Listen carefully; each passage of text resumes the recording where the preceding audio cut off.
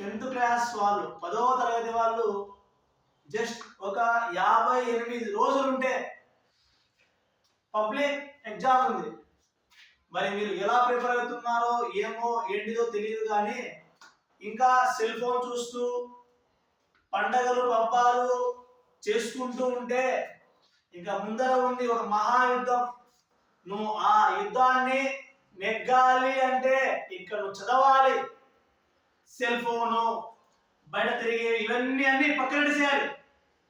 ఒకటే ఇప్పుడు నీ దృష్టిలో నీ మైండ్ లో ఒక్కడే కావాలి, అది ఏది? 10th క్లాస్ ఎలా పాస్ కావాలి? పాస్ కావడం ఈజీ, కానీ స్కోర్ ని ఎలా బీట్ చేయాలి, ఎలా కష్టపడితే, ఎలా చేస్తే, ఏం చేస్తే నాకు ఆ స్కోర్ నేను తేగలను అనే పట్టుదల మీద చదవాలి. ఎప్పుడు రేపు కాదు, ఇప్పుడే ఈ క్షణం నుంచి ఇప్పుడే నువ్వు బుక్ తీసి ఇప్పుడే స్టార్ట్ చేయాలి. ఆ విధంగా నువ్వు నేర్చుకోగలిగితే మంచి స్కోర్ ని తేవడానికి నీకు మంచి అవకాశం అనేది లభిస్తుంది.